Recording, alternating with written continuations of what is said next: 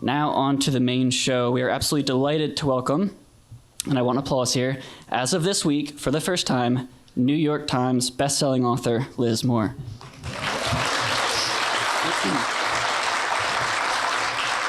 We really couldn't be happier for Liz, and it's really an honor to be a part of her book tour. Now I'd like to tell you a little bit more about the author we have on stage here tonight. Liz Moore is the author of the acclaimed novels Heft and Unseen World, a winner of the 2014 Rome Prize in Literature. Her short fiction and creative nonfiction have appeared in venues such as Tin House, the New York Times, and Narrative Magazine. She lives in Philadelphia and teaches at Temple University's MFA program. Now her new novel, which we are here for this evening, is called Long Bright River. It has been selected as the pick of the month for Good Morning America, the New York Times, and locally at WITF, and has received almost universal and widespread praise from such outlets as Entertainment Weekly, New York Times Book Review, People, NPR, Good Morning America, The Washington Post, and from such authors as Lee Child, Paula Hawkins, and Dennis Lehane. I'll leave you here with just one quote that I really liked. It's from Paula Hawkins. She says, "Set against the backdrop of Philadelphia's opioid crisis, this is not just a gripping mystery, but a thoughtful, powerful novel by a writer who displays enormous compassion for her characters. Long Bright River is an astounding crime novel, bringing to mind the best of Dennis Lehane or David Simon. I found myself eking out the final pages because I didn't want it to end. I absolutely loved it." Without further ado, please join me in welcoming Liz Moore to the stage.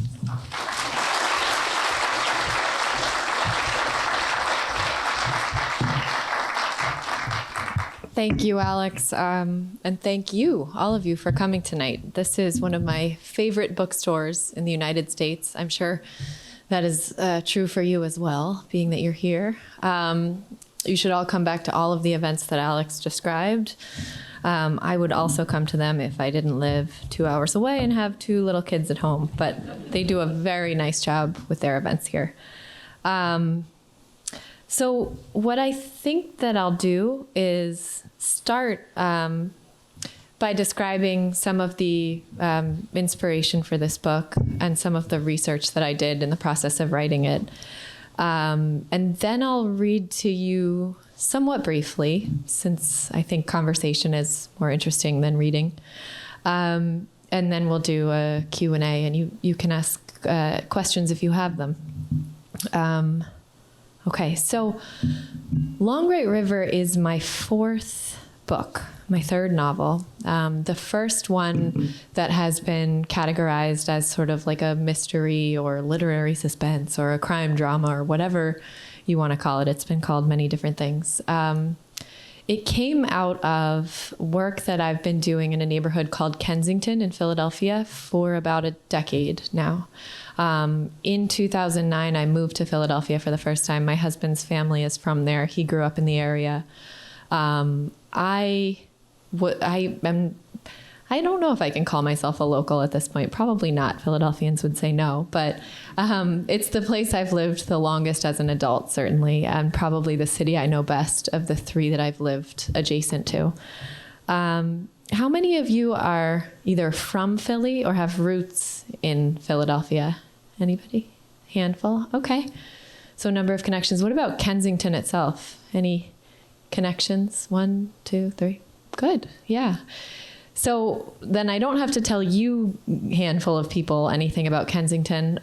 But for everyone else, Kensington is like many places in the United States, someplace with a very long, prosperous history as a manufacturing hub. It was at one time home to many, many factories and businesses. And then during the manufacturing decline in the U.S. in the 60s through 90s, let's say, Kensington too experienced the closure of a lot of its industries, and subsequently experienced a decline in its economic prosperity, which impacted the neighborhood in a variety of ways. One of which is that today it is a place where very potent narcotics are regularly bought and sold. But it is also a place where a lot of other things are going on too. I feel compelled to say on behalf of Kensington. There's a lot of wonderful community initiatives going on, both from longtime residents in the neighborhood and from young people of all ages who are sort of moving to the neighborhood. One of the reasons that I was introduced to Kensington as I was part of sort of a photojournalism project there back in 2009. And I continued to visit the neighborhood because I was so kind of moved by what I had seen and by what I heard from the men and women that I spoke to. Also because my own family, like many families in the U.S., has a long history of addiction, sort of a multi-generational journey through addiction, which we continue to this day. And so, I don't know, I sort of had like an autobiographical emotional connection to the neighborhood as well that kept me going back. So I wrote some nonfiction about Kensington, one piece of which was published by a small press housed within Kensington, which I think is an example of kind of another facet, another side of Kensington. It's called the Head in the Hand Press. They published an almanac in, I want to say 2012 or 2013, called the Rust Belt Rising Almanac. I don't have to explain what it was about, I guess. And through my nonfiction writing about Kensington, I began to feel very interested in writing fiction about the neighborhood. So I was at work at the time on my previous novel, The Unseen World, but I began to write a short story about Kensington, the two main characters of which were Kacey and Mickey, who are the sisters that eventually found their way into the novel. That short story was not successful. It wasn't working for me for a variety of reasons. And so I put it aside for a while and I kept trying to write other things and I kept failing at writing other things. And eventually I just kind of decided this is the novel that I really want to write. And so I'm going to write it. I was reading a lot of crime fiction at the time. I was getting very into, I've always been a kind of a fan of the genre. I was also watching a lot of detective film and television, which I still do today. So I was consuming all of that.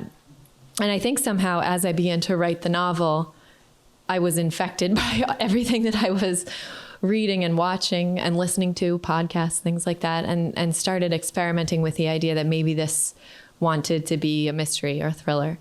But because I had never written one before, I didn't really subscribe to any of the conventions of the genre, or let's say, basically I just didn't know what I was doing. And so I stumbled forward without any kind of plan, which is probably why the book has been described by a lot of people as occupying multiple genres or kind of like a cross genre.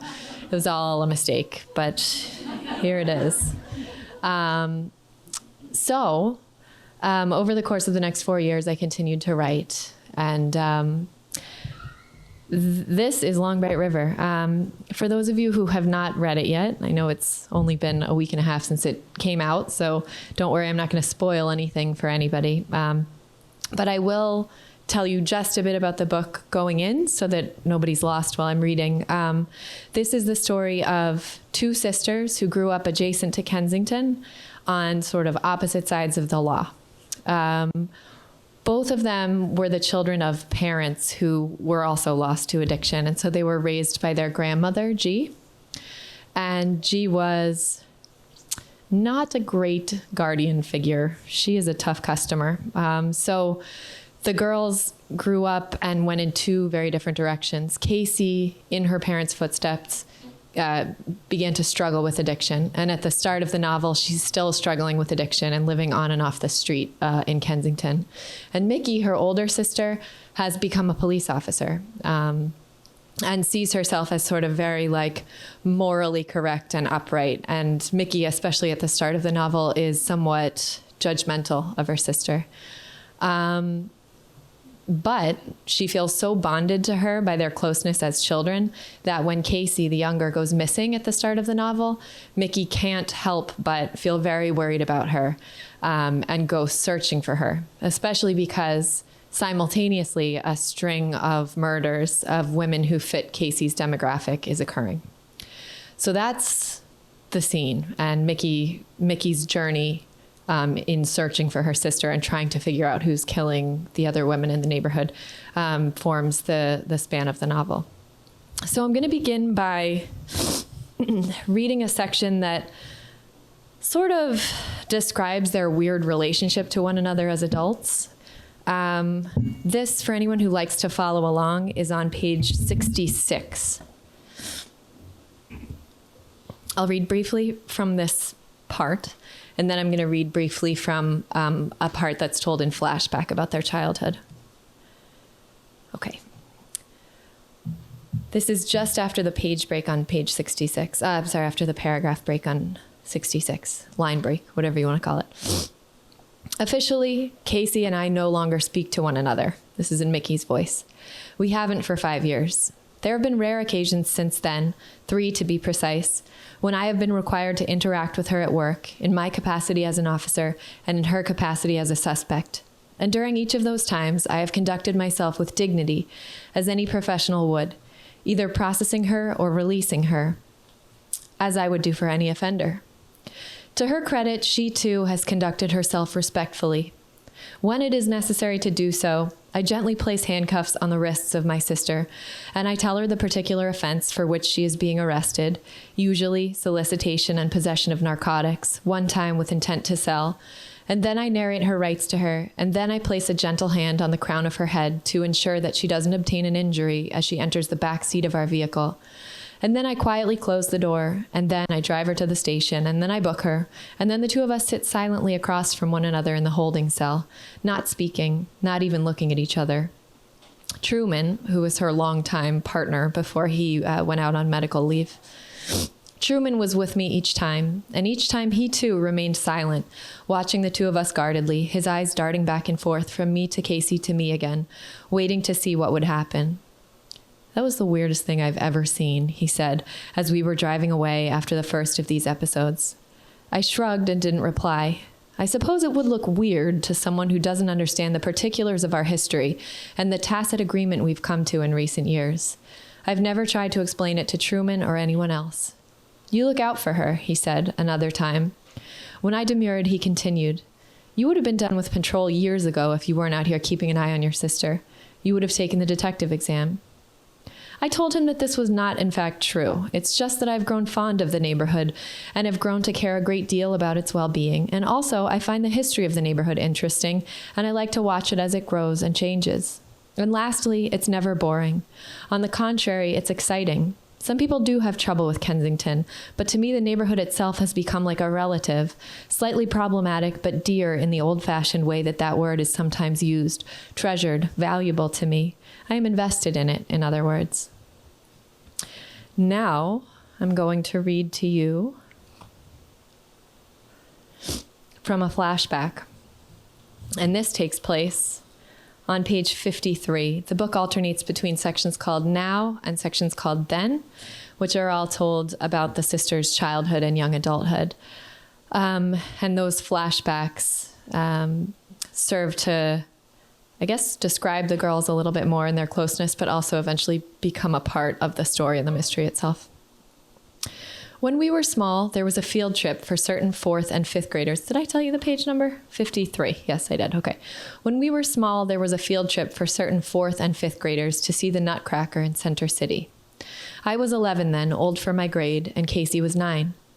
In those years, I was almost silent in school. When I did speak, it was at a very low volume, such that G used to tell me with frequency to talk louder, as did most of my teachers. I had few friends. At recess, I read. I rejoiced when inclement weather forced us to stay indoors. Kacey, conversely, made friends every place she went. She was little and fierce then, light-haired, with strong limbs and a brow she mainly kept lowered. She had buck teeth that she often strained to cover with an upper lip. Around friends, she was affable and funny. Generally, our peers were drawn to her. But she also made enemies, mainly those who targeted the weak, who swapped cruelty to others for social cachet, a bargain that, from a young age, Kacey disdained. She had a habit, therefore, of pointing out these injustices where they occurred, and then rising ardently and often violently to the defense of those in her class who were lowest in the pecking order.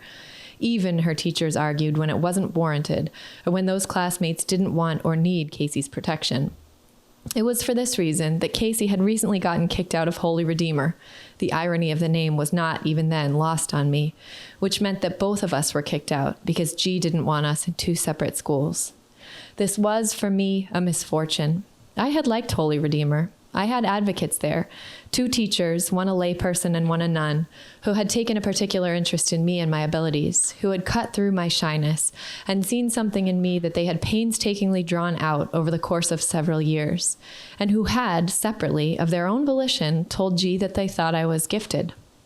Though I was gratified by this, though it justified for me the mild vanity I have always possessed about my own intelligence, there was also a part of me at that time that wished they hadn't, because to G, gifted meant uppity, and if I wasn't punished for it, well, I was certainly looked at askance for a while.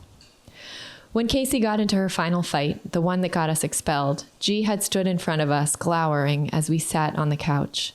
You, she said, nodding toward me, need to keep an eye on her, she said, nodding toward Kacey. So we both went to the local public school on Frankfurt instead, with all the children whose parents were too poor or dysfunctional to keep them in parish schools. Maybe, I supposed, this meant that G was too. In our new grade school, Hanover, Kacey was immediately and unsurprisingly adopted by a group of other outgoing students, and I was immediately forgotten about. There, shy children went through their days unexamined. Any student who didn't make the life of her teacher more complicated was generally praised once or twice for good behavior and then allowed to fade quietly to the back of the classroom. It was, no doubt, not entirely our teacher's fault. Our classrooms were full to capacity, 30 generally rowdy students in a small space. It was all they could do to survive. Still, being at Hanover was the only reason we were going to see the Nutcracker. Sometimes Philadelphia's public school students had things given to them in a way that parish school students did not. The city bestowed upon its public schools charity of various kinds. Coats meant to keep us warm in winter. School supplies meant to keep us engaged in our classwork. Cultural outings meant to allow us a few hours to ponder the large questions of life that are usually reserved for the idle rich. In this case, the outing was a prize awarded to students who sold the most wrapping paper in an annual fundraiser, a challenge Kacey and I had taken very seriously, going door to door every weekend all fall. In fact, we had come in first and second place. I, for one, was delighted. I had worn a dress that day, my only dress, which G had brought home from Village Thrift in a rare moment of frivolity. The dress was beautiful, I thought, a blue cotton summer dress with white flowers on the bodice. But it was 2 years old by then and far too small. And over it, G had forced me to wear a boy's blue parka that had belonged to Bobby, a cousin of ours on our mother's side.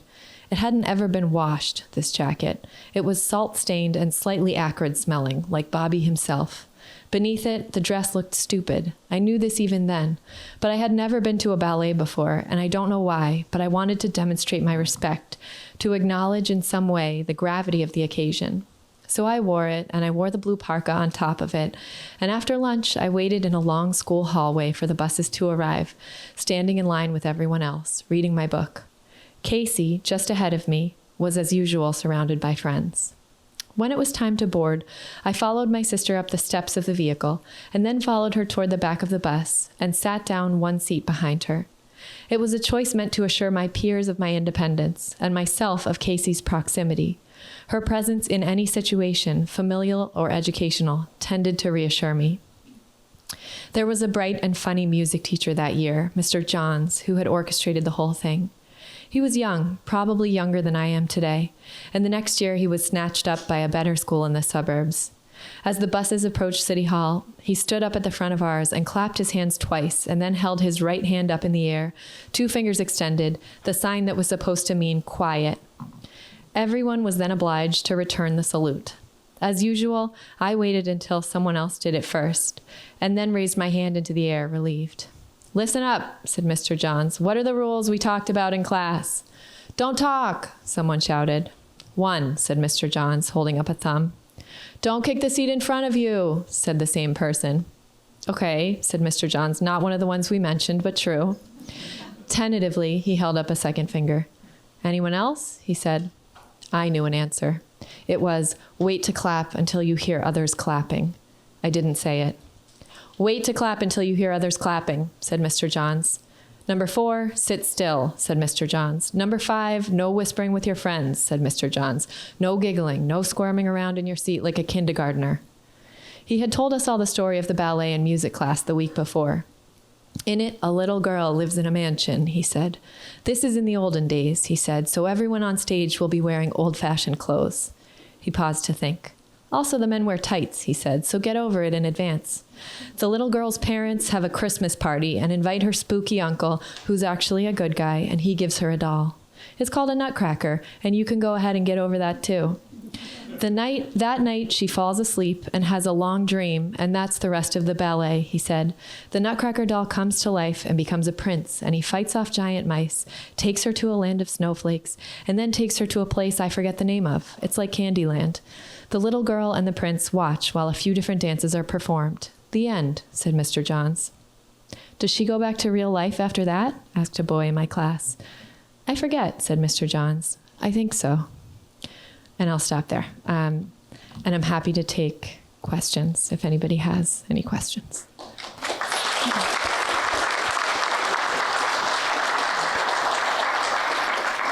So we are going to open it up to the audience for questions. So if you have a question, please raise your hand. One caveat with the audience. This book is very spoiler heavy, so I just ask that no spoilers be revealed for the questions. Thanks. Thank you for coming to Harrisburg again, Thank Liz. you. If I have my numbers correct, you've written 1 nonfiction and 3 novels. Is that correct? My first was actually a collection of interconnected short stories. So I've never written a nonfiction book-length work. Yeah. Do you prefer one genre over the other, and do you see yourself over your writing life continuing to write both? Good question. I do write nonfiction essays, for example, and as I mentioned, I had published an essay in that almanac.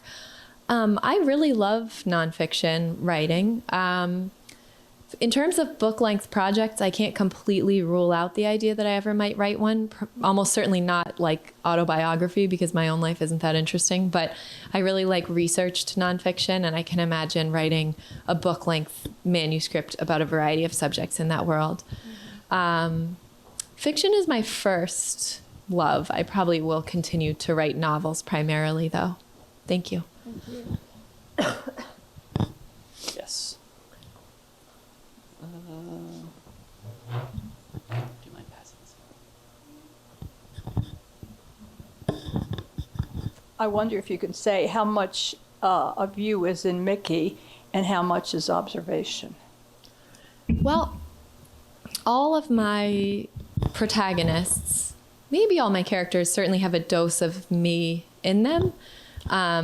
In order to write them realistically and empathetically, I have to kind of identify with them in some way, probably, which is one reason I told you that the short story I wrote that sort of sparked this novel was not successful. And I think one of the reasons was that I was trying to focus it on Kacey, the sister who's struggling with addiction. Now, I have addiction in my family, but I have never experienced addiction myself. And therefore, I had difficulty locating the authenticity I needed to write her character in a way that felt truthful and respectful enough. And so Mickey was sort of a way into the narrative that allowed me to create a character with whom I identified with, for better or worse. She has a lot of qualities that are problematic, and unfortunately, I can identify with those too, like being very kind of rigid and by the book, and very, I talk sometimes about Mickey as a binary thinker, like this is wrong and this is right, and you are wrong and I am right. And my husband would probably tell you that I have a little dose of that as well, but he has his faults too. So you have to be able to identify, especially in first person narration, what makes a character both flawed and understandable. So I guess I relate to Mickey in that way. Liz, question to your left. Thanks. I was just going to ask if you have a sister and if that was inspirational to the two main characters, as well as what made you want to get into writing about addiction. I do have a sister who is much younger than I am. she would want me to make sure to say that she is also very high functioning and herself is not the basis of Kacey. But the sisterly bond we have, I'm sure, kind of makes its way into the book in certain ways. I thought of her, I felt almost parental toward her when we were growing up because of our age difference, which of course is much greater than the age difference between Mickey and Kacey too. And I felt protective of her. And, you know, before I had children, she was the closest thing I could imagine to like having a child or feeling like protective of somebody to that extent. Thanks. Other questions? Yes, front row. I'm coming. No. I'm just gonna squeeze by.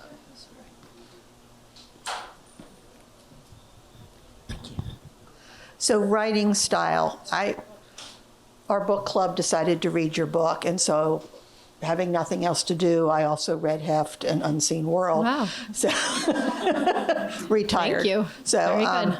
Can't wait. And in Heft, whenever the retired professor talked, it was all lowercase. In this book, when people have dialogue, there's no quotes. It just, is that a new trend? Is it a style you were trying for? A lot of it has to do with voice. So both Heft and Long Bright River are written in the first person. The Unseen World is written in the third person. When a character is telling his or her own story, often the way that they describe others speaking becomes a hallmark of their voice to me. So I think you might, I think it's Kel in Heft who doesn't use quotation marks. And both Kel and Mickey, who I use dashes with, or hyphens, and end dashes, I guess. I have a background in copy editing. I think that's an end dash.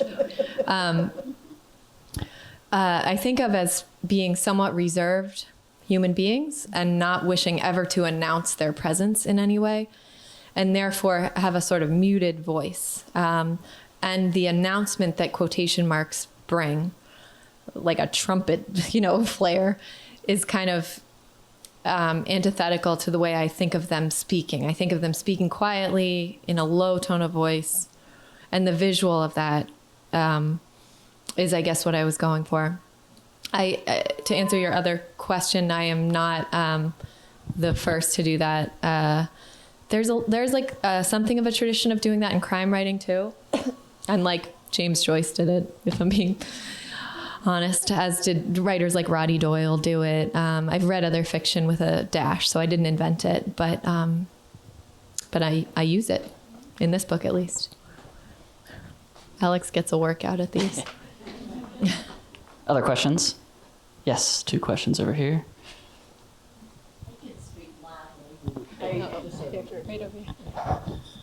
I was wondering what you can tell us about the title. Sure, absolutely. The title took me a very long time to come up with. I had an untitled manuscript, or really I should say a manuscript with a bad title that I didn't like, up until right before I submitted it to editors. And at that point, I decided that I really needed to come up with a title that I liked a lot and that struck me. And so I kind of like confined myself to a room for a full workday and said, you're not leaving this room until you come up with a title. And then I looked through every text I could think of that had anything to do with addiction, be it songs, poems, prose passages, books. And I came across a poem by Tennyson called The Lotus Eaters, which interestingly has to do with what was then called opium eating, which obviously is a forebear to opioid addiction. And Tennyson himself had a brother who was addicted to opium. So the sibling parallel was interesting to me. That poem, The Lotus Eaters, forms the second epigraph in the book before the book begins. And in the second stanza of that epigraph, the sentence, which is in description of a group of sailors who are opium eaters, they are watching the long, bright river drawing slowly his waters from the purple hill.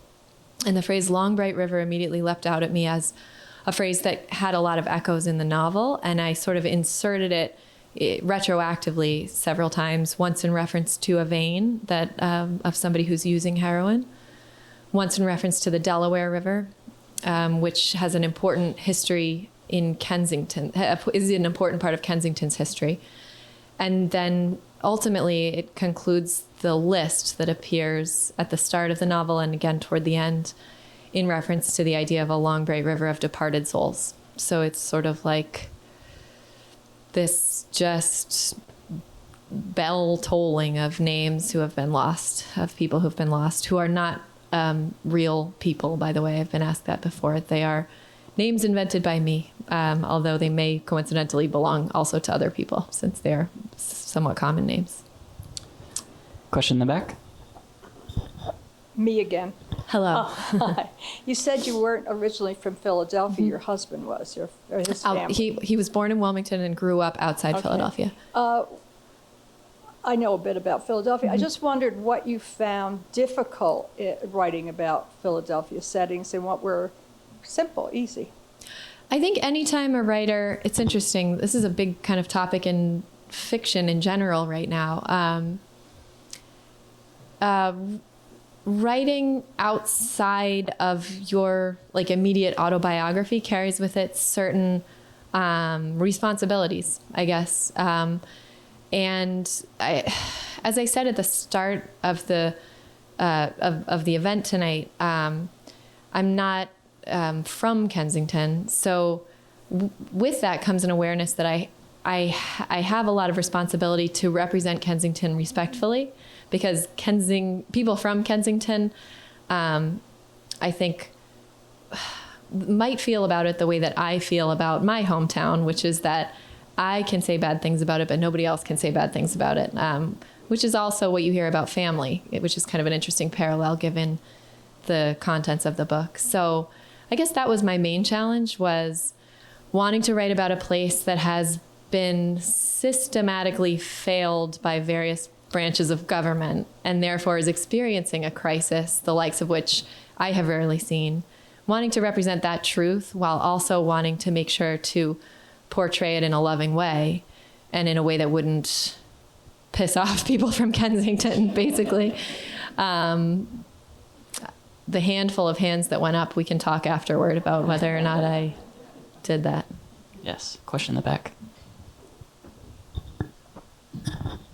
Given that you have experienced addiction in your family and you're writing about addiction, I just wondered, given all of that, were there any epiphanies or insights that you developed about addictive personalities or the disease of addiction that you developed through writing this novel? One sort of technical point that I grew more and more aware of and interested in over the decade that I have spent in Kensington is, and I think society is changing along these lines too, I hope for the better, is that opioid addiction is a sort of specific type of addiction that's different than other types of addiction that people might be familiar with. So I come from a family of very enthusiastic 12-steppers who are working those steps, and that's what works for them, and have one specific understanding of sobriety. And that type of understanding of sobriety is portrayed in this novel as with a certain judgment to it also. Not all people who are in 12-step programs have this understanding, but some do. Over the course of writing the novel and over the course of learning from people in and outside of Kensington, including addiction counselors, including people in recovery, et cetera, I have become aware of all of the data that supports the idea that MAT, medication-assisted treatment, can be a necessary long-term thing for people who are struggling with opioid addiction, and that understandings of sobriety can include people who are in long-term MAT as well. So that might not be exactly what you were talking about, but from 2009, I think we as a society, or at least I hope that we as a society, are shifting our understanding to what the data says about recovery from opioid use disorder. Any other questions? Yes, front row.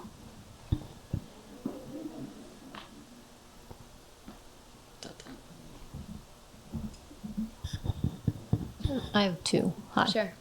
The first one is, did you ride along with policemen? And the second is, with Mickey, was it a conscious effort for you to make her, the way she speaks, the staccato and the short clipped, the way policemen do? I did. I spoke to a number of police officers, one of whom was a woman. It was important to me to find somebody to talk to who could represent that experience as well. And then I did a ride along in the district adjacent to Kensington with a member of the PPD. And that I was able to ask him sort of technical questions about like what police officers in the PPD do from start to finish of a workday, which are very difficult to research any other way than just spending a whole day with a police officer, and kind of like quizzing him on like, okay, but when do you put your shoes on? Like, when do you put your uniform on? Is there a locker room? You know, stuff that like, how would a civilian know that if not through like direct conversation? Mm-hmm. So yes, we're going to do here and then one more question after that. What are you planning for your next book? Good question.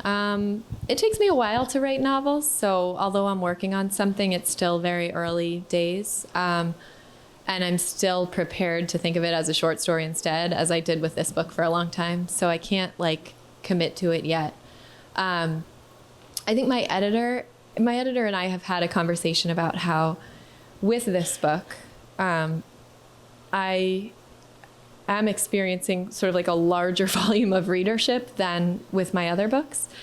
And therefore, there's this crossroads that I'm at, or that I'm at professionally, or that my publisher is too, which is, will I write another book that can be specifically categorized as crime drama? Or will I just write what I'm interested in writing, knowing that, in fact, my last two books, Heft and The Unseen World, could in a way have been categorized as mysteries themselves, although not as obviously. Both of those contained like puzzles that the reader had to figure out over the course of the book. So my instinct has always been to write in that way, with a kind of strong sense of story.